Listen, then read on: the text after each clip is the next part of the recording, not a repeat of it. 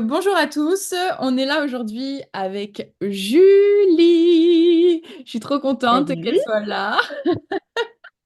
J'ai l'honneur de l'avoir avec moi aujourd'hui pour discuter un petit peu d'un sujet un peu plus approfondi sur le stress et ce que ça génère dans notre corps. On va faire en sorte de pouvoir un petit peu vulgariser tout ça pour que ce soit facile à comprendre pour tout le monde. Donc, restez avec nous, on a beaucoup de choses à vous partager aujourd'hui. Julie, du coup, je vais te laisser te présenter un petit peu à nos girls qui nous écoutent aujourd'hui. Alors du coup, moi je suis Julie, j'ai 35 ans. Donc je suis, alors comme on a dit tout à l'heure, une chamboule girleuse depuis quelques semaines maintenant. On a quasi fini, hein, du coup il nous en reste que deux, Oui, ça y est. pour la première partie en tout cas. Voilà, moi je fais du sport depuis un moment, mais à côté de ça, mon job c'est que je suis ostéo. Je suis ostéopathe et dans mes études, du coup, en plus, enfin, avant de faire ostéopathe, j'ai fait une licence de neurosciences et physiologie animale. Du coup, voilà, j'ai un peu de quelques petites connaissances à apporter de ce côté-là. Ouais, juste un peu, ouais.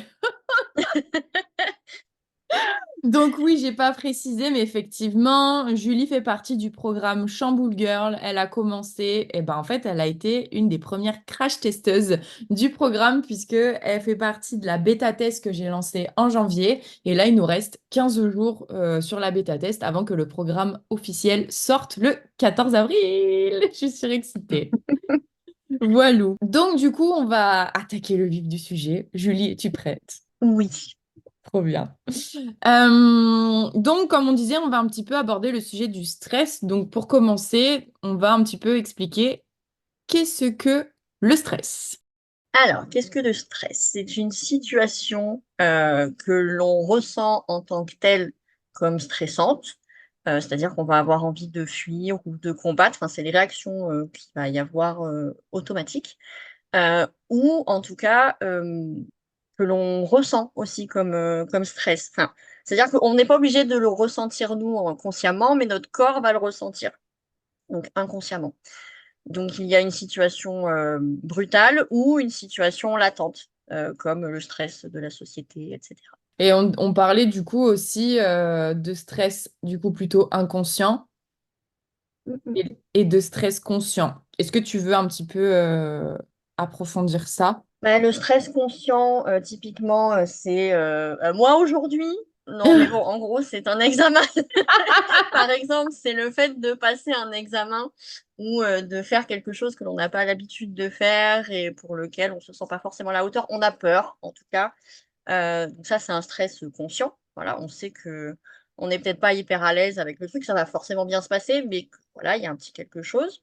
L'adrénaline. Et le stress et le stress inconscient, c'est plus on en a parlé, enfin, quand on en parlait avec Megan la dernière fois, par exemple, quotidiennement, on est soumis à un stress dont on n'a pas forcément conscience par rapport au climat qu'il peut y avoir dans la société, par rapport à tout ce genre de choses qu'on ne conscientise pas forcément, mais qui pourtant ont un impact sur notre corps. Oui, exactement. C'est ça. Et du coup, ces impacts-là, c'est ça qu'on va essayer d'approfondir aujourd'hui parce que ça crée des déséquilibres. Eh oui.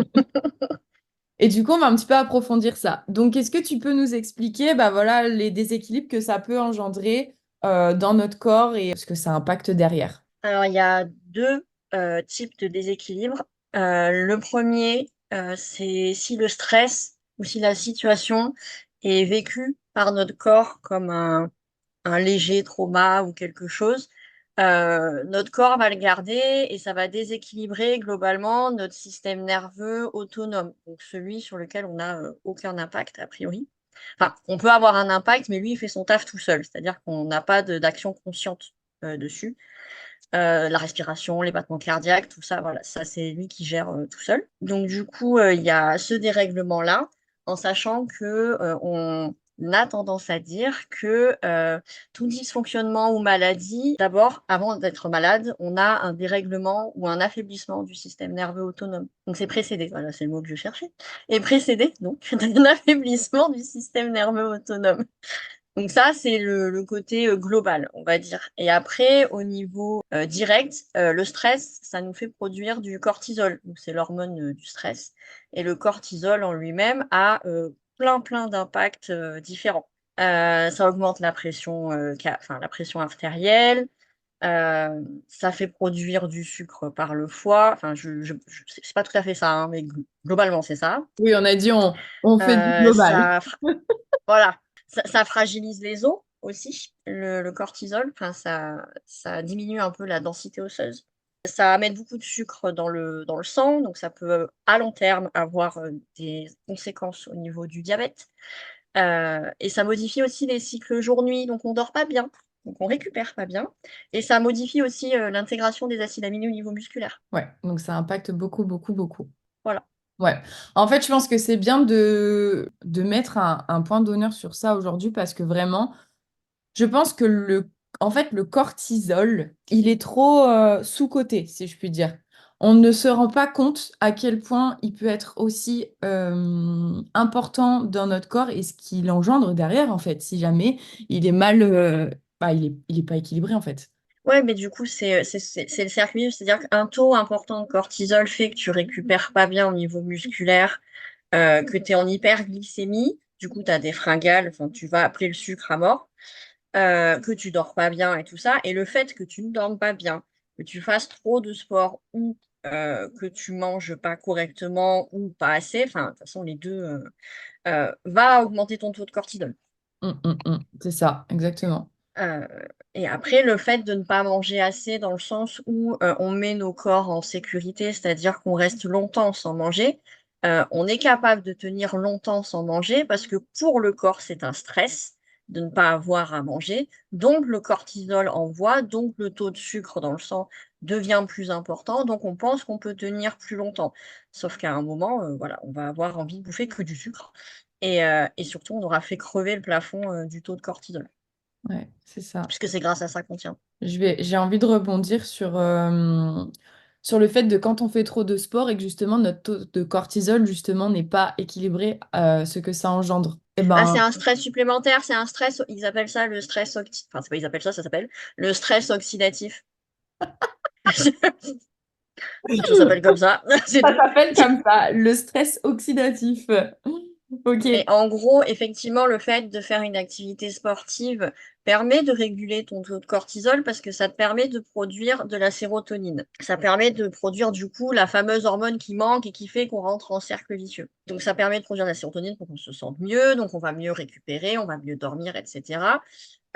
Sauf que si on est déjà max en sécurité et que par-dessus ça, on fait du surentraînement, le corps, il produit rien du tout en termes de sérotonine parce qu'il est déjà pas bien du tout. Donc, enfin, voilà, c'est encore le cercle vicieux, c'est-à-dire que enfin, le corps récupérera pas, on va se faire mal, voilà, on va stresser en plus notre corps encore plus. Donc, à part tuer des cellules, il se passera pas grand-chose. C'est là qu'on se rend compte vraiment que tous nos aspects de vie peuvent jouer sur ce stress-là et que Mm, on mm. comprend très vite que ben, la majorité de la population est dans une vie enfin, une vie hyper stressante aussi, puisque comme on disait aussi la dernière fois, on est dans un mode de vie où la société est quand même assez stressante Oui, et oui, c'est-à-dire que ne serait-ce on que demande le beaucoup, ouais. travail.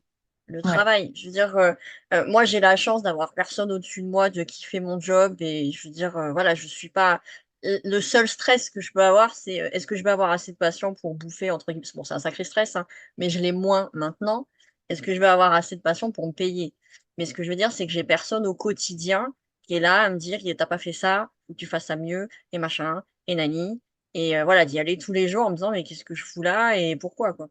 c'est ça. Et le fait Donc de déjà, il y a ça. travailler seul aussi, parce que, il y a aussi ce stress-là en fonction du travail, où on voit pas mal de trucs en ce moment tourner aussi, c'est bah, les relations au sein d'une équipe, et je sais que ça, ben, c'est pareil, c'est travailler en équipe, travailler avec des collègues de travail et tout ça, c'est hyper bien socialement, mais ça peut aussi engendrer une source de stress supplémentaire en fonction bah, de comment ça se passe et que bah, ajouter à ça, Et oui, même ceux qui sont salariés et qui travaillent en équipe, eux aussi peuvent en fait générer une source de stress.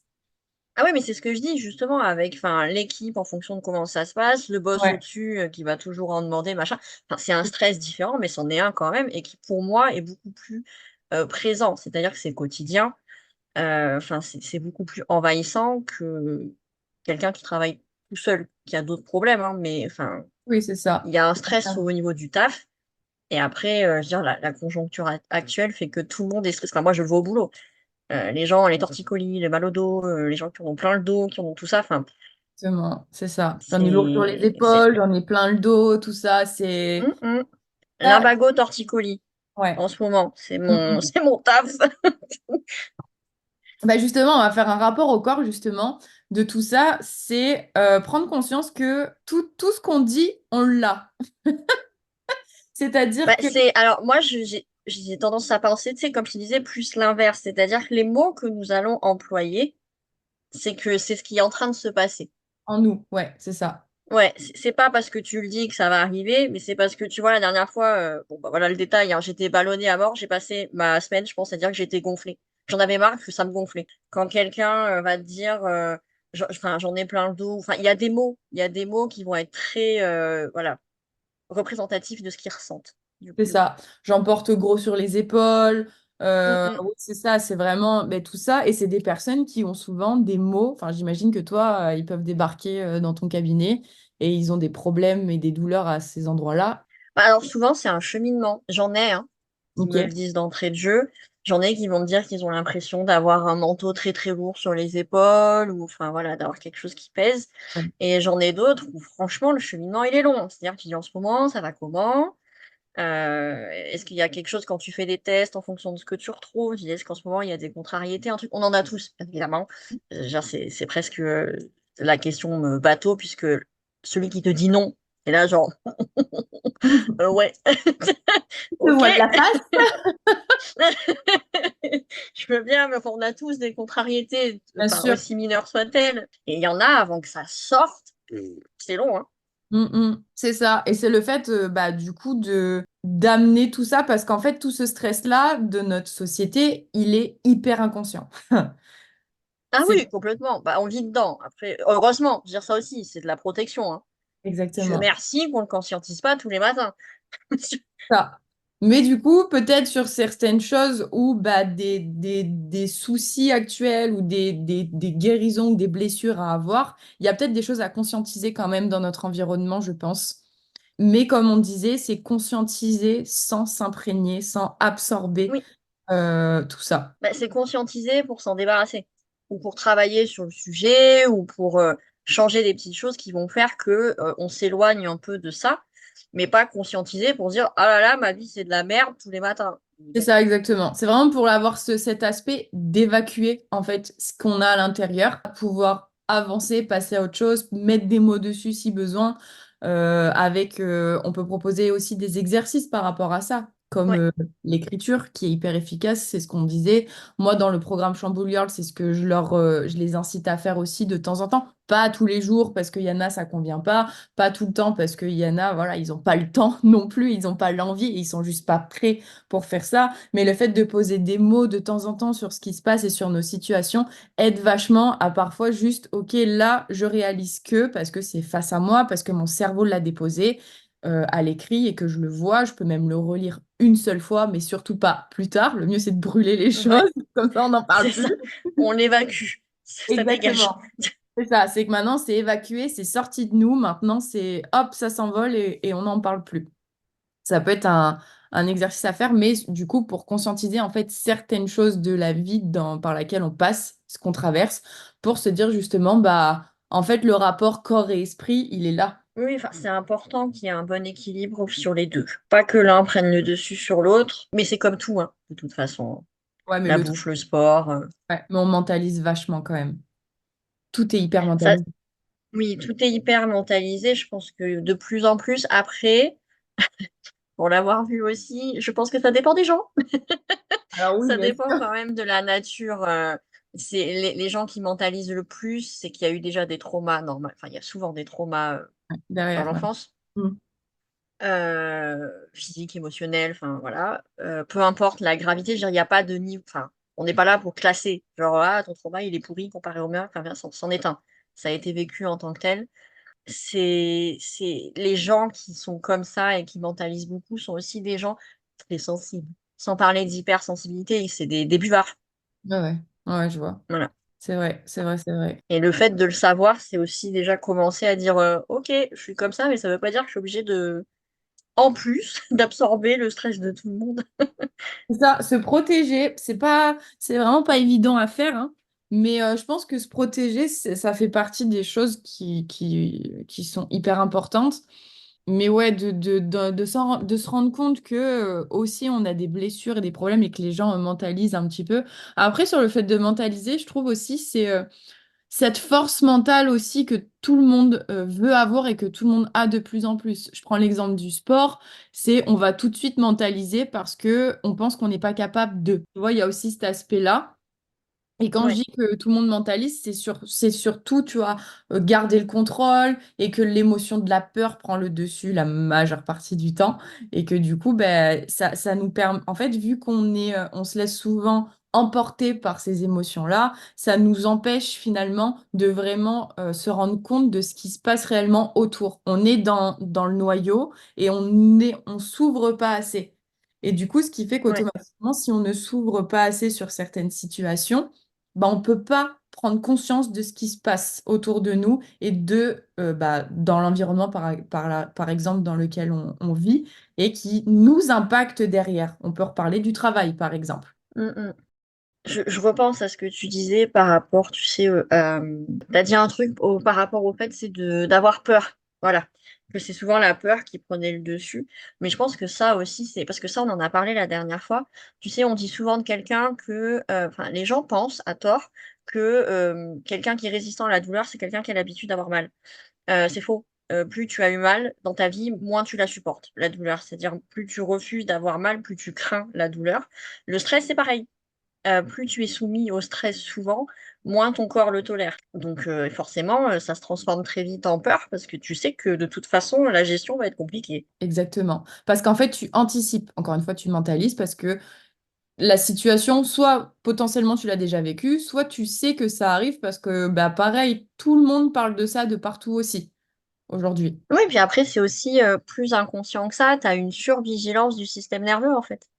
Tu as Ouais. ton système nerveux sympathique qui, lui, est là pour répondre au stress et justement que tu sois prêt à te défendre, à répondre à la peur, en fait. Bah, ton système nerveux, il est hyper vigilant et tout le reste est défaillant. Donc en fait, oui, ta peur, elle est là parce qu'en fait, au niveau de ton corps, t'es pas prêt à gérer. Ton corps sait que ça a pas suivi pour gérer en fait en cas de problème. Eh ben oui, oui. Justement, on va rebondir sur le système nerveux du coup. Il est bien placé C'est celui-là. parti. Alors bah oui. Alors le système nerveux fait tout. Non, mais c'est vrai, de la réception des informations à la réponse motrice ou à la réponse face à un stress, la réponse hormonale, les transmissions, la mémorisation. Le système nerveux, c'est tout ça. Donc on a un système nerveux qui, lui, on dit système nerveux somatique, c'est réception d'infos, motricité derrière, en gros. Et le système nerveux autonome, il fait sa vie, c'est ce qu'on disait, il fait sa vie tout seul. C'est le système nerveux entérique, donc celui qui s'occupe de la digestion. Enfin, on n'est pas là à conscientiser dans notre tête. Alors, il faut que mon intestin, il fasse bien le travail de faire digérer. Non, non, ça, là, voilà, là, il se débrouille tout seul. C'est pas notre taf. Le battement cardiaque, c'est pareil. Respiration, c'est pareil. Tout ça, c'est autonome. On ne gère pas du tout. C'est-à-dire que les infos sont réceptionnées, mais la réponse est autonome. On n'a pas à réfléchir sur ça. Ouais. Et du coup, bah, ce stress, justement, comment il impacte ce système nerveux? Alors, le stress, il va déséquilibrer du coup le système nerveux autonome dans le sens où les réponses vont être moins rapides ou trop rapides. C'est-à-dire que le système nerveux, par exemple, on disait euh, euh, que lui, il gère le battement cardiaque et pression sanguine, la pression dans les artères. Le cortisol crée de l'hypertension. Ouais. Donc l'hormone du stress crée de l'hypertension. Sauf que du coup, le système nerveux est là, genre, mais moi, j'ai rien demandé. Pourquoi on a de la tension alors que nous, on n'était pas sur le sujet? Du coup, ça crée un déséquilibre parce qu'il y a d'autres branches du système nerveux qui sont perdues, entre guillemets, et qui vont devenir plus faibles, du coup, puisqu'ils sont là, bon, ben, on n'a plus besoin de nous, puisque ça fait le taf tout seul, entre guillemets. Sacré système nerveux. Non, mais enfin, du coup, c'est le bazar, c'est-à-dire que ça peut très vite être problématique. Complètement. Parce que du coup aussi, on parle de déséquilibres hormonaux. Oui. Est-ce que tu pourrais nous en dire un peu plus sur les hormones, justement, comment ça les déséquilibre, lesquelles, potentiellement, les principales? Euh, alors, le cortisol, comme je disais, ça diminue la sérotonine. La sérotonine, c'est l'hormone du bonheur, mais c'est aussi une hormone qui est importante pour tout ce qui est, alors si je dis pas de bêtises, lactation et compagnie. Donc ça peut jouer sur ça. Une femme qui est très stressée n'aura pas de lait, en fait. Enfin, voilà. Bah, parce qu'en fait, sans parler de ça, c'est que le corps, il est stressé, il est en sécurité, il a autre chose à faire que produire d'autres choses. Ouais. Il est là déjà en mode, gérons-nous nous-mêmes. Est-ce que, voilà. C'est ça. Non, J'ai mais pas autre voilà, chose à gérer, bon sang de bon sang. non, mais voilà, c'est ça. Il y a aussi le côté, du coup, la sérotonine qui diminue, ça va jouer forcément sur la mélatonine. La mélatonine, c'est l'hormone pour faire dodo. Donc, si on a moins de sérotonine, nos cycles sont perturbés, donc on va pouvoir avoir des coups de barre plein milieu de journée. Par contre, la nuit, méchante insomnie.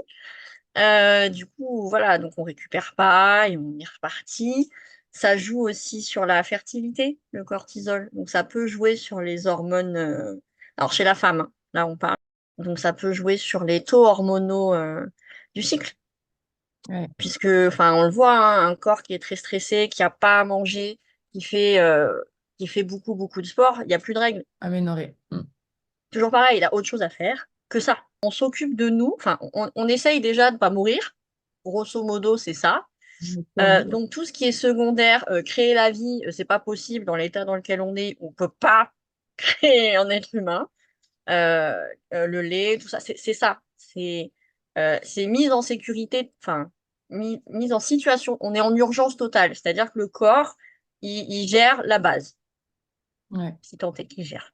On digère pas bien. On est bien fait, hein. On Ah est ouais, ouais, ouais. Mais on a oublié beaucoup de choses, du coup, bah, puis la société est plus la même. Ça, c'est sûr. C'est ce qu'on disait, on se sent en insécurité dans notre Mm, société mm. parce que bah, rien n'est sûr du jour au lendemain. Ouais, c'est Rien n'est ça. sûr. J'ai bien envie de creuser un petit peu justement les envies de sucre que ça engendre quand il y a un dérèglement. Les envies de sucre. Le cortisol, il te met en hyperglycémie. En hyperglycémie, dit comme ça, tu te dis, bon, bah, a priori, on ne devrait pas avoir envie de manger du sucre, puisque le sang est plein de sucre. Sauf que le cortisol fait sortir aussi les réserves de sucre du foie, des muscles, d'un peu partout. Donc le corps se dit, ouh, on va plus avoir de réserve en fait. Donc on a des appels de sucre parce qu'en plus c'est l'énergie qui est le plus vite assimilable et consommable quand on la digère. Du coup, c'est pour ça qu'on se dirige vers ça. Genre le sel, c'est pas intéressant, tu vois. Bah, surtout que le cortisol, il fait augmenter les taux d'ions, enfin de minéraux circulants. C'est aussi pour ça que tu fais de la rétention. Donc en fait, t'en as pas. Non, non. Ouais. C'est le sucre. C'est l'énergie principale. Ton corps, il est tellement en mode urgence que lui, il lui faut de l'énergie utilisable immédiatement. Ouais. Et du coup, quand tu dis hyperglycémie, l'hyperglycémie, donc c'est le sucre qui se libère dans le sang, c'est ça? C'est ça. Tu as des taux de sucre circulants, donc dans ton sang, qui sont un peu trop élevés. Ok. Donc, comme vous pouvez le voir, tout ça, c'est un sujet hyper complexe. On trouvait avec Julie hyper intéressant de vous le partager parce que bah, c'est vrai que on ne le sait pas la majorité du temps. Par exemple, l'exemple typique, c'est tu sais que tu es dans un taux de cortisol hyper élevé ou que tu es hyper stressé. Bah, le sel, on dit que le sel, pour la rétention d'eau, etc., on entend 1 milliard de conseils. Sauf que là, bah, on sait qu'en fait, c'est pas très bon parce que bah, au final, ça n'arrange pas et ça n'aide pas. euh, à réguler tout ça. Donc ça, c'est hyper cool et hyper important de le savoir. Du coup, on va Et passer sur sinon, il n'y la a pas de. partie tips. Ah, les types, c'est difficile parce que, enfin, on a tous besoin, enfin, on a tous nos besoins et tous notre façon de fonctionner. Ouais. Et trouver les siens, ça peut être compliqué. C'est hyper compliqué de se trouver un équilibre de vie, justement, et un équilibre qui fera qu'on peut bah, se calmer et se lâcher un peu la grappe. Mais il y a quand même des petites choses où c'est très général, mais je pense que chacun peut tirer un petit peu son épingle du jeu et ça peut résonner en eux. En l'occurrence, le premier point qu'on avait abordé, c'était bah, être hyper bienveillant avec soi. Ne pas mal se parler, mais juste dire ah, je suis trop con, je suis trop bête, ou machin, nani, en fait, ça non. C'est ça. Et être Non, beaucoup non. plus sur le fait de ben, cibler ce que tu aimes dans le sens où ben, t'aimes, comme tu disais, j'aime m'habiller comme ça. Ben, Ouais. là, je ne vais pas me gêner de le faire parce que justement, ça me fait du bien. Je me sens belle comme ça. Je me sens belle avec un petit coup de gloss en plus. Enfin, des petits détails, même des accessoires, des petites choses qui font qu'on se sent bien au quotidien et qui vont nous amener à nous donner de l'amour, en fait, de l'amour propre. Oui, c'est ça. Bah, c'est prendre soin de soi, même si au début, après c'est un leurre, hein. Au début, on peut le faire par automatisme, sans forcément kiffer le moment, hein, se passer de la crème, faire des trucs et tout. Mais au bout d'un moment, ça. Non, mais c'est vrai. Et au bout d'un moment, ça va rentrer. Et on Ouais, va le faire en conscience et dire, voilà, c'est pour prendre soin de mon corps. Enfin, c'est mon véhicule, j'en ai qu'un en fait, hein. Donc, il y a un moment, enfin, faut être sympa, quoi. exactement. Voilà, c'est celui qui va nous permettre de faire tout ce qu'on veut faire et qui nous permet déjà de faire beaucoup de choses. Donc, soyons sympas. Ouais, c'est ça, c'est que notre corps, il nous sert pour tout. Enfin, Hmm. c'est notre carapace, c'est elle qui nous permet bah, de nous déplacer, de faire plein de choses. Et si tu casses cette carapace-là, bah, tu fais plus grand-chose. C'est ça. Pour les tips aussi, donc, parce qu'il y a l'écriture, mais je pense que l'écriture parlera pas à tout le monde, parce que moi, personnellement, l'écriture, je l'utilise pour vider ma tête en fin de journée pour bien dormir. Ouais. En fait, Parce que l'écriture, qui elle dit bon sert pour sommeil? tout. En fait, je pense que si tout le monde peut s'y retrouver dedans, mais ça va dépendre de leurs attentes. Et en fait, Mm, pour les personnes qui n'ont jamais pratiqué l'écriture, il faut la tester à plusieurs moments de sa vie. Typiquement, bah voilà, toi, tu l'utilises le soir pour te vider la tête, par exemple. Moi, je sais que ça marche pas chez moi. Moi, ouais. typiquement, l'écriture, je vais l'utiliser une fois J'ai même pas de temps donné, en fait. C'est quand je vais ressentir ce besoin intense de devoir évacuer ce trop-plein que j'arrive plus à le faire au travers bah, de la chanson quand j'ai envie de chanter, de la danse quand j'ai envie de danser, Mm, du sport ou quoi que ce soit. Si je sens que j'ai un trop-plein et que j'ai juste envie de lâcher des choses qui sont assez fortes et puissantes, que je sens qui sont ancrées en moi, là, je vais écrire. Il y en a d'autres, ils vont devoir écrire eux, tous les matins. Tous les matins, c'est leur rituel d'écriture pour s'envoyer bah, des ondes positives et des pensées positives et juste des focus sur leur semaine ou leur journée. Lâcher aussi s'il y a des petites problématiques auxquelles elles ont rencontré la veille et elles veulent en trouver des solutions, bah, en fait, elles vont devoir les écrire pour visualiser. Parce que c'est ça, en fait, l'écriture, avant tout, c'est de la visualisation. Il y en a qui sont par l'écoute, il y en a qui sont par le visuel, il y en a qui sont par le ben, toucher. moi, je suis plus visuelle en termes de mémoire. Ouais, Euh, Par contre, l'écriture, moi, ça m'a fait. Enfin, j'ai vu la différence. On dit que normalement, il faut, en fait, pour que ce soit efficient, enfin, qu'il y ait une efficacité, il faut que tu écrives au moins 6 pages ouais, ok. par Wow. jour. Moi, quand j'ai commencé, j'étais là, genre, j'y arriverai jamais. Enfin, non, mais 6 pages, qu'est-ce que tu veux que je te raconte? Enfin, moi, j'étais là, genre, six Claire. pages. Enfin, je veux bien, mais mes journées sont pas si pleines que ça. J'étais là, genre, enfin, il m'arrive pas des couilles tous les jours non plus. Enfin, enfin, ça va, oui. Et en fait, plus ça va, je peux écrire 6 ou 7 pages par jour. Ouais. Mais je cible beaucoup ce qui était sympa dans la journée. Les trucs, enfin voilà, comment s'est passée la séance de sport, mes séances avec mes patients. Alors, bien sûr, avec pas de détails pour pas que, voilà. Mais, enfin, ce qui était sympa, si j'ai eu des enfants, enfin, s'il y a eu des petits et tout. Enfin, voilà, ce qui est positif. Après, il y a des gens, ils vont peut-être avoir besoin de lire, d'écouter la musique. Alors, même si la musique, en fonction de ce qu'on écoute, c'est un coup à réveiller le cerveau, donc pas de trucs rapides. On va sur des musiques zen. C'est ça. La méditation, même si je pense que la méditation, il faut arriver déjà à éloigner en fait ce qui nous envahit pour pouvoir en faire bien. Donc au début, c'est pas facile.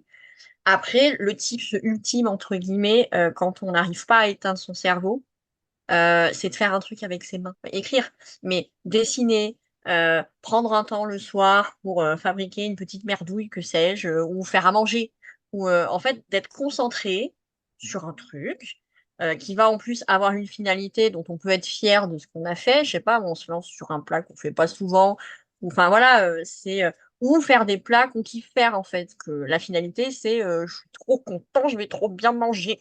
Enfin voilà, faut faire un truc pour occuper ses mains, donc occuper sa tête. C'est plus ça va être manuel, plus ça va te permettre d'être de mentaliser. En fait, on en revient Oui, toujours c'est ça, à... ton cerveau. Non, mais c'est ça, ton cerveau, en fait, si tu fais des choses avec tes mains et si tu te concentres, il peut pas faire les deux. Attention parce que ça n'empêche pas, pour tout ça, par exemple le ménage, la cuisine, ça n'empêche pas d'être dans ses pensées.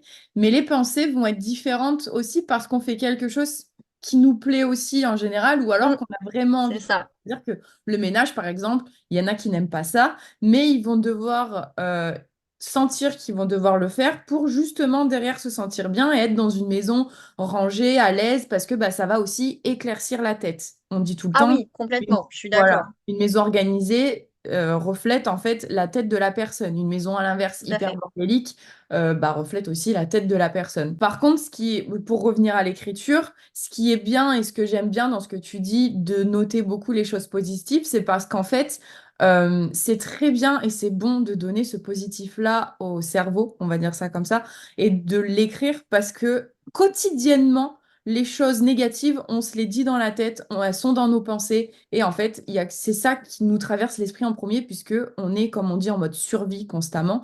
Donc en fait, ça se fait automatiquement, tout le temps. Oui, puis c'est culturel. C'est tu as fait ça de bien, mais l'autre il a fait mieux, mais machin. Donc en fait, tu es câblé pour être envahi et retenir le plus ce qui ne va pas. Du coup, il faut essayer en fait de fixer sur ce qui était bien.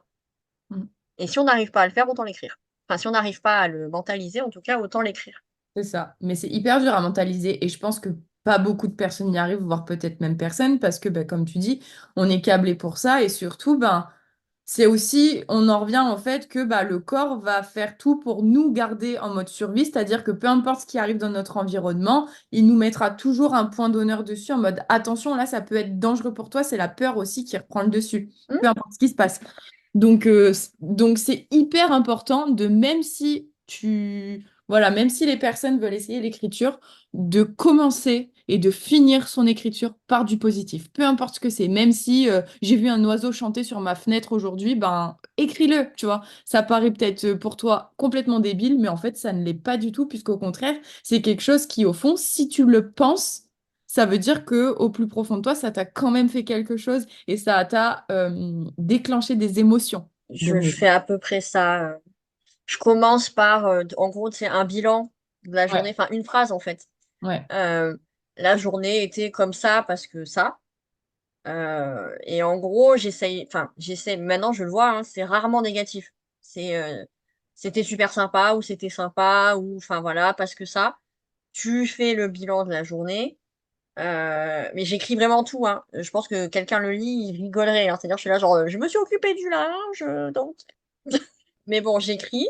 Et à la fin, c'est les affirmations voilà, ouais, sur la voilà. journée. En fait, les affirmations positives ou si la journée a été un peu lourde, tu sais, les affirmations de libération. Bah, tu vois, ouais, c'est ça. C'est même pas genre que affirmation positive. J'aime bien ce que tu dis là, c'est affirmation de libération. Ça résonne Oui, vachement. Voilà, c'est fait pour. C'est, on lâche tout et on évacue, on évacue, on évacue, on évacue. ouais. Trop bien. Ouais, et puis enfin, c'est arriver à voir ce qui nous fait du bien et à voir les petits trucs au quotidien en fait qui nous font du bien et qui justement augmentent notre taux de sérotonine et combattent le taux de cortisol. Ouais, c'est ça. Et oui, parce qu'automatiquement, ça joue sur nos hormones et sur tout le reste. Tu vois, ce genre de petits exercices, tu te dis, en fait, ça impacte aussi le corps. Et il faut que les personnes s'en rendent compte, c'est que si tout ça, ça existe, si tout ça, on le conseille, c'est que c'est non pas pour créer des routines et être à la mode, c'est surtout aussi et avant tout une question de santé. Oui, Et, complètement. et, et ouais, mais sauf que je pense que la majorité des gens maintenant ont oublié cette face de cet aspect santé. Par toutes ces actions-là, c'est notre façon à nous d'agir consciemment sur notre système nerveux autonome qui lui aura des réponses du coup inconscientes puisque lui fait son job Mm. tout seul. Ouais, c'est ça, exactement.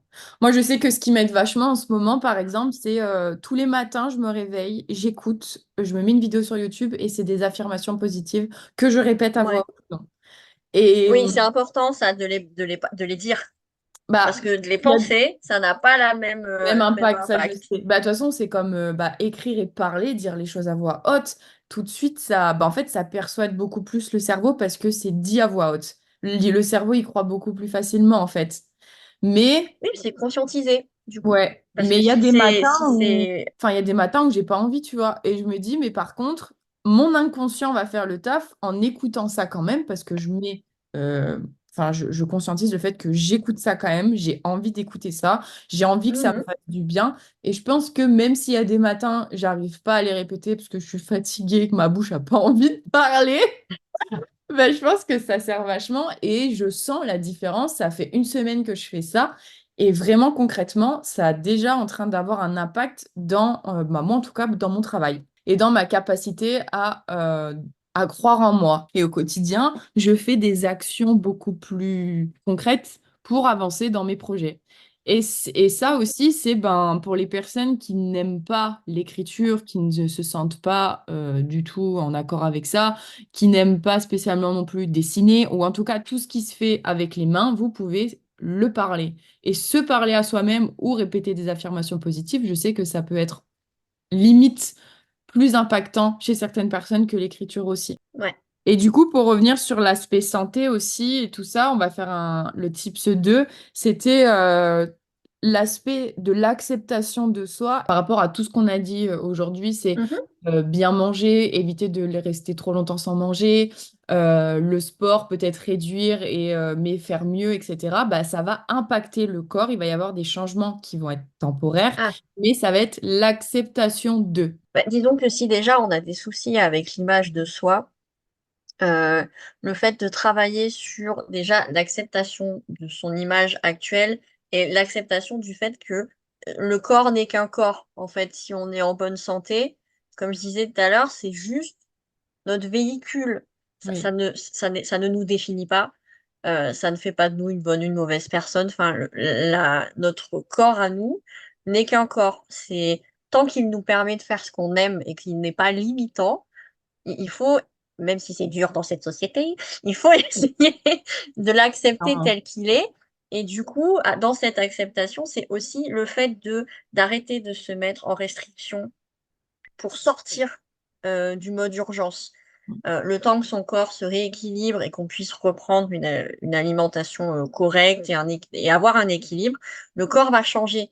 Mais c'est temporaire. Il faut pas casser cet élan du coup de changement et tout ça parce qu'on voit le corps qui change. Il faut accepter que ça va arriver. Mm, Et c'est pas mm. grave. C'est ça. Et puis c'est ce qu'on véhicule dans Chamboule Girl aussi, c'est le long terme.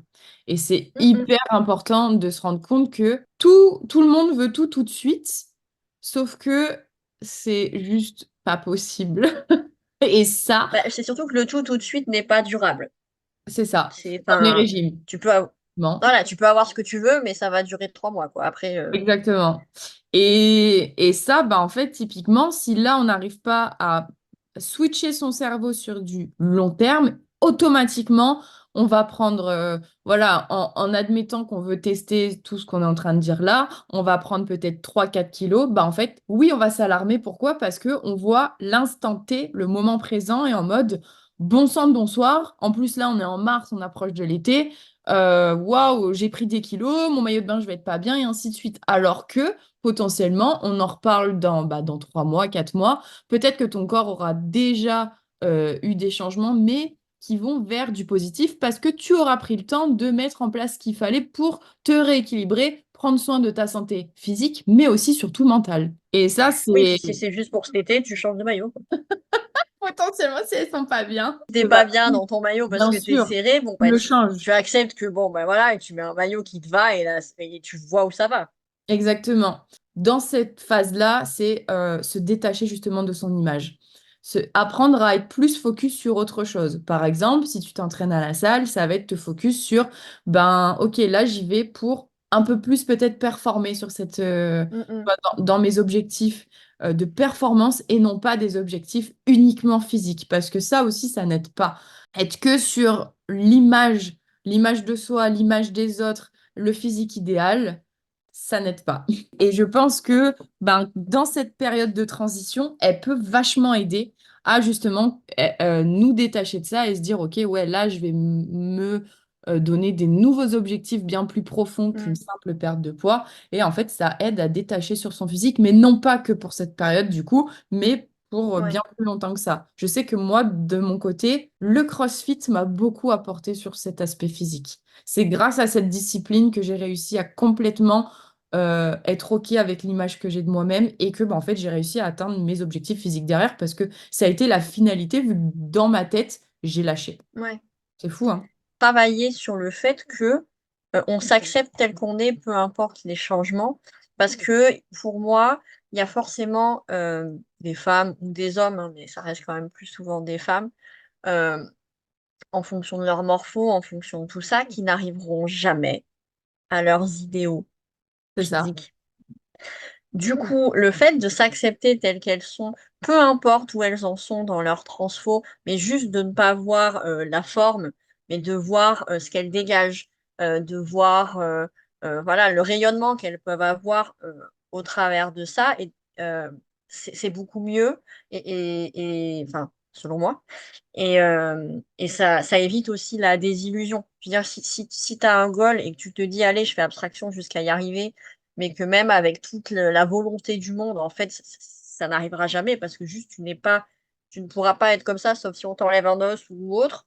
Euh, ben, voilà, tu vas être malheureuse à un moment. Donc, le fait de s'accepter tel qu'on est, l'image, euh, ben, après, peu importe l'évolution, ça ira. Et du coup, les goals peuvent changer, Je vois ce que d'ailleurs. tu veux dire. Je suis carrément d'accord. Je pense aussi que, de toute façon, l'image de soi, on est d'accord, enfin, je suis d'accord sur le fait qu'il faut apprendre à s'accepter, mais c'est hyper Mm. complémentaire, je pense quand même, avec le tips que moi j'ai donné avant. Oui, bien sûr. Le point que j'aimerais rajouter, c'est aussi qu'en fait, pendant cette transition-là, les objectifs et l'image qu'on a de nous évoluent. C'est-à-dire que même, Ah par oui, exemple, on a un goal, un physique idéal qui peut être sur notre début de notre transfo, on en parle un an plus tard. En fait, ce physique-là ne nous plaira peut-être plus parce qu'on a d'autres objectifs et on est en accord avec ce qu'on fait parce que justement, à force de faire, à force de réussir et des fois d'avoir des échecs même dans nos entraînements, etc., mais à force de se rapprocher un peu plus de ce pourquoi bah, de nos objectifs au final, tu vois, vraiment se créer des trucs où je dis n'importe quoi, mon objectif c'est j'ai envie de passer une traction, tu vois. Et ben en fait, à force de tous les jours passer des actions et se rapprocher et gagner en force et se montrer qu'on est capable, ça nous permet de gagner plus de confiance en nous parce que c'est en faisant qu'on gagne confiance et non pas en attendant d'avoir confiance qu'on va passer à l'action. Se focus beaucoup plus sur nos objectifs, par exemple, c'est un exemple, je prends la performance parce que voilà, mais ça pourrait être énormément plein d'autres trucs dans la vie. Mais là, je pense que les personnes qui vont nous écouter, c'est celles qui ont principalement des objectifs de perte de poids, en tout cas, et apprendre à se dire, bah voilà, là, je vais me concentrer sur les petites actions que je fais pour moi au quotidien pour réussir à passer tel mouvement. Bah, ça va vraiment t'aider à gagner beaucoup plus confiance en toi que attendre d'avoir confiance en soi pour passer à l'action. ah non, c'est sûr. Moi, c'est bosser les deux en même temps. Ah oui, voilà. Et du coup, bah, ça permettrait de bah, à la fois travailler le détachement de son image esthétique uniquement, je parle dans un premier temps, mais à la fois rentrer dans le truc, je m'accepte tel que je suis parce que je sais que mon corps en image n'est pas représentatif de la personnalité que j'ai, de mes Mhm. valeurs en fait et de ce que je vaux dans la vie. Ouais, ouais, ouais, Mais je pense que tout ça, c'est je suis hyper d'accord. complémentaire, tout ce qu'on dit en fait. Oui, c'est ça, complètement. Il y a deux derniers points, c'était les petits rituels du soir. Ah oui, que chacun a son rituel Ouais. et que c'est important de trouver le sien, qui soit court, qui ne le soit pas, qui dure longtemps, mais justement pour arriver enfin, pour arriver à déconnecter et à bien dormir. C'est important, enfin, d'autant plus avec notre consommation de téléphone. C'est ça. notre consommation d'écran, donc pour arriver à déconnecter de tout ça et poser son cerveau pour passer une bonne nuit, Oui, parce que quand c'est on parle de important de... rituel, pardon, je te coupe, mais quand on parle de T'en rituel, prie. c'est pas scroller 2 heures sur TikTok. Je Oui, non, préfère le préciser. ça ne fonctionne pas. Voilà, quand on parle de rituel, on revient sur ce qu'on disait avant, c'est bah, faire quelque chose où bah, tu vas utiliser tes mains, tu vas utiliser ton corps, tu vas être là pas dans la lenteur, c'est pas le mot, mais smooth, parce que c'est quand même avant Ah, d'aller mais se on se coucher. pose, si, c'est un moment où on ralentit. Exactement. L'écran, on a beau dire, mais ça ravive vraiment bah, tout notre corps, tout notre Ça cerveau. éveille On est beaucoup, à oui. fond, mais oui. Du coup, là, le but, c'est vraiment de faire des choses, comme tu dis, pour ralentir. Par exemple, le rituel très long de prendre une douche déjà pour, par exemple, enlever les mauvaises énergies. On peut... en- Oui, oui, c'est ça. J'ai une copine qui fait ça. Enfin, elle se lave juste avant d'aller au lit, mais vraiment juste avant. Et elle prend vraiment le temps, en fait, de visualiser les mauvaises énergies, enfin, ce qui s'est passé dans la journée, enfin, de le visualiser partant avec l'eau, de se relâcher, de se laver la tête, enfin, mais dans l'esprit, en fait. Quand on se lave, on essaye d'évacuer même ce qu'il y a dans l'esprit. Si vous avez un bain, mettez du sel dedans pour vraiment relâcher aussi. Le sel est très bon. Et même se doucher au sel, au gros sel, c'est spirituellement, énergétiquement, c'est vraiment un énorme nettoyage. Et après, attention, parce que c'est pas un truc qu'on ressent sur l'instant T. Ça aussi, il faut Oui, c'est ça qui est important, c'est-à-dire essayer. de trouver son rituel, mais de persévérer dedans, en C'est ça, fait. C'est-à-dire qu'il exactement. y a un moment, il va y avoir, ça va se débloquer et voilà, ce sera automatique, mais au début, va falloir le faire, quoi. Mais essayer de trouver celui dans lequel on est le plus à l'aise. C'est ça. Donc, je sais pas, moi, se faire un masque, se faire un soin du visage, des patchs, que sais-je, C'est se ça, mettre de ça la peut être un crème. rituel soin visage, soin corps, skincare en fait, directement. Ça peut même être, sans parler spécifiquement soin du corps, ça peut être, bah, on disait dessiner avec de la musique, de l'art-thérapie, tu vois, ou avec un audio ou quelque chose Ouais, pour écouter un bouger. podcast, Exactement. mais écoutez, pas regarder. Et encore les podcasts, attention, puisque il faut pas que ce soit quelque chose pareil, nous anime de trop. Oui, qu'il soit trop prenant. Mais un livre audio, par Que- exemple, ça c'est bien. Mm. Les petits rituels du soir, ça peut être aussi quelque chose qui peut aider pour voilà, relâcher et se poser. Et le dernier point, gros travail sur soi, c'est changer sa vision des choses. Oh oui.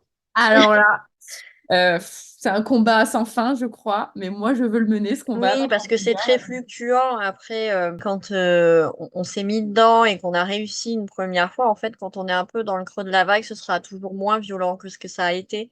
Et c'est plus Exactement. facile C'est ça. de repartir.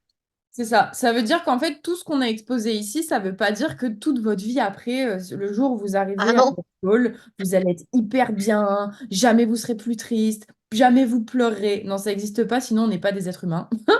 On c'est nourrit ça. tous des êtres humains. Par contre, ça veut vraiment dire que, comme dit Julie, tout ce que vous allez vivre par la suite, vous allez pouvoir mieux l'appréhender, mieux le vivre et vous allez beaucoup mieux vous comprendre. Comprendre vos Mm. réactions, vos émotions et vos comportements suite à tout ça. Et il n'y a rien de mieux en fait que ça parce que, bah, mine de rien, tu vis quand même une vie beaucoup plus alignée derrière. Ouais.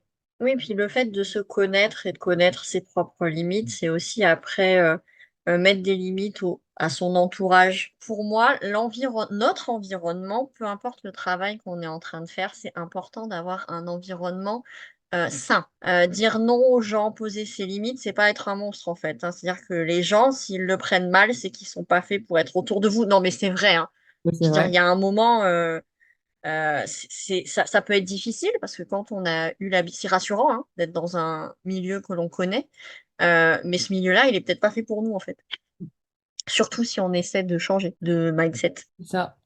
Et l'environnement, bon ça j'en ferai un épisode à part, mais c'est impactant, tellement impactant. Et je pense que je peux parler Ouais, en connaissance de cause avec ces derniers mois. Donc ouais, complètement, complètement. Et aussi le fait de ne pas, d'avoir l'impression de ne jamais en faire assez. Ça, c'est aussi ah oui, Tu vois, la vision des choses sur ça aussi, j'aimerais mettre un point dessus pour finir. Encore une fois, on est dans une société de surconsommation, on doit toujours en faire plus, on doit toujours aller vite. Du coup, ça amène tout le monde à se dire, je ne fais jamais assez, je dois me surmener je dois toujours cravacher pour travailler, il faut en chier, c'est de la sueur de notre front. Enfin, il y a quand même des choses qui sont assez fortes, hein. Ouais. Ouais, Et, mais euh, même au niveau relationnel, je veux dire, je ne suis pas assez. et c'est Pas ça, assez et aussi pour. relationnel par rapport aux autres. Et Hmm. ben, tout ça, c'est un stress qu'on vit quotidiennement et qu'on est arrivé à un stade que c'est tellement ancré en nous que c'est normal et c'est inconscient. Et je pense Mhm. qu'il y a on dit qu'il faut pas tout conscientiser parce que c'est pas bon, mais il y a quand même des choses à en retirer là-dessus, je pense. C'est vraiment, voilà, notre image, la relation à l'autre qui est hyper important, comment on se voit par rapport au regard des autres, etc. Parce que ça, c'est tant que vous aurez autant d'appréhension sur le regard des autres, vous avancerez pas. Tant que vous allez vous comparer aux autres, à ce que vous n'avez pas, à ce que vous possédez pas, ça n'avancera pas non plus. Et c'est hyper important de modifier et apprendre à changer sa vision des choses sur soi-même, comme tu dis, par rapport aux relations, par rapport à notre environnement, par rapport à tout, en fait. Il y a énormément de choses à prendre en compte. Bah pour derrière être, j'aime bien dire le mot aligné parce que c'est ça en fait dans la vie, être plus aligné avec soi-même, ça aide vachement à prendre nos propres décisions, à poser nos limites comme tu dis, etc. Mais Oui, le fait de se sentir à sa place, c'est ça que ça veut dire aligné, en fait. C'est que t'es au bon endroit, dans tes exactement, pompes. c'est ça, tout à fait, être au bon endroit, et ben sans ça, vous allez rester dans vos croyances et ces croyances-là ne vous aideront malheureusement pas à continuer à aller vers une vie qui vous épanouit en fait. Mais à un moment, par rapport au fait d'être aligné et tout ça, je veux dire, il faut apprendre à être bien dans ses pompes et à s'accepter tel qu'on est et à se sentir suffisant. Comme je disais tout à l'heure, enfin, les pompes, le corps, enfin, c'est les seuls qu'on a. Donc, autant s'y sentir bien, hein, parce que je veux dire, la vie, on n'a qu'un essai, hein. C'est vrai, hein, c'est ça. Et je rajouterais même que, ouais, voilà, en fait, le but, en fait, de tout ça, c'est essayer, je sais que c'est hyper compliqué, mais d'essayer de rester positif au maximum. Fixer sur ce qui va, sur ce qui avance, sur ce qui marche bien, sur ce qui vous rend heureux, plutôt que le reste. C'est ça. Tout le négatif, tout le stress, tout ça, on l'a en nous. C'est ancré, c'est comme ça, on vit comme ça, on est dans une société qui nous amène à ça. Maintenant, ben, pour nous aider à aller mieux, pour nous aider à juste être beaucoup plus épanouis dans notre vie, c'est primordial que vous fassiez un effort sur le fait de aller chercher le positif dans votre vie et même des toutes petites choses qui comme ça, vous allez vous dire c'est complètement débile, ça ne l'est pas. Ça ne l'est réellement pas puisque si ça vous traverse l'esprit, si c'est une pensée, ce que vous pensez, vous pouvez en fait, tout ce que notre cerveau pense, que ce soit positif ou négatif, ça va être des histoires qu'on va se raconter. Et que ça déclenche des émotions positives ou négatives derrière, ne veut pas rien dire et ce n'est pas insignifiant pour vous. Donc, je reviens sur mon histoire de petit oiseau qui se pose au bord de ma fenêtre un matin. Eh ben, si pour vous, vous l'avez remarqué et que vous le pensez au moment où vous êtes devant votre écriture, notez-le. Si vous le pensez au moment où vous êtes face à votre miroir et que vous êtes en train de vous parler à vous-même, dites-le vous. Si c'est quelque chose qui vous a fait ressentir quelque chose, allez chercher, ok, à ce moment-là, j'ai ressenti telle émotion. C'est ok, il faut le faire parce que c'est des petites choses qui sont positives pour vous et qui vous aideront à aller gratter des fois des minimes et des infimes choses, mais qui vous permettront derrière, comme dit Julie, elle au début, elle écrivait peut-être 3 lignes, une page, et maintenant elle en écrit 7 en un soir. Tout ce qu'on fait, c'est quelque chose qui vous apportera automatiquement du bien-être sur du long terme. On est toujours sur le C'est ça. long terme. Bah, c'est qu'il faut changer d'angle. Au lieu de fixer le négatif, et il faut pas se forcer, c'est juste changer d'angle. Oui, c'est là. C'est pas ça qui est censé en fait diriger ta vie et toutes tes émotions derrière. Enfin, vraiment, c'est ça qui est ouf, c'est se dire pourquoi à ce moment-là, je suis moins enthousiasme, pourquoi à ce moment-là, du coup, ben, je saute par exemple sur la nourriture. Bah ça, je sais que ces questions-là, aujourd'hui, on a pu y répondre aussi, du coup. Mhm. Mm, mm, C'est qu'une fois que tu t'as pris conscience de bah, ton corps, sur le côté santé, il fonctionne comme ça, ben, à partir du moment-là, tu peux te dire, OK, bah, ma vision des choses peut changer parce que je sais qu'à ce moment-là, mon corps fonctionne plus ou moins comme ça. Ben, là, si je fais ça, c'est peut-être pas si bon pour moi. Qu'est-ce que je peux faire à ce moment-là pour remplacer ça? mm, mm. Voilà, donc j'espère que tout ça, ça vous aura apporté pas mal de choses, que ça vous a plu. Et bien évidemment, si vous avez des questions, bah, n'hésitez pas à laisser en commentaire vos questions ou venir me parler directement sur Instagram. Les liens seront dans la bio, mais c'est Megan Coaching ou AS Coaching avec grand plaisir. Et je vais même mettre l'Instagram de Julie si elle est d'accord. Oui, oui, bien sûr, t'inquiète. Voilà. Si vous avez des questions, etc., vous pouvez la retrouver directement sur Insta et aller discuter avec elle parce que vraiment, ben, c'est son travail et en plus, elle a beaucoup, beaucoup, beaucoup de belles choses à nous apporter. Et en tout cas, merci Julie parce que grâce à toi, je pense que tu as pu vraiment répondre à plein de questions sur bah, nos comportements et bah, pourquoi en fait d'un coup on peut faire ça, pourquoi notre corps réagit comme ça et comment il fonctionne. Donc, bah, merci beaucoup d'avoir été là Avec aujourd'hui. plaisir. C'était C'était cool. mon challenge du jour. Mais c'était C'était le mon truc challenge. positif du jour. Et oui, hein, dans Shampoo Girl, voilà comment ça se passe aussi. Donc nous, on vous embrasse très très fort. On vous souhaite de passer une Oui. belle journée, une belle soirée en fonction de l'heure qu'il est quand vous allez écouter ce podcast. Et plein de love. Ciao!